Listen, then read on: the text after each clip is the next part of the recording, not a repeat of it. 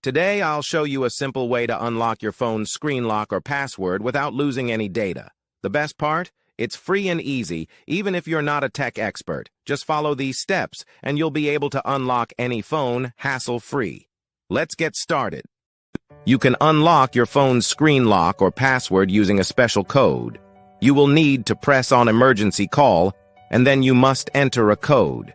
This code is unique to each type of phone and is provided by the phone manufacturer.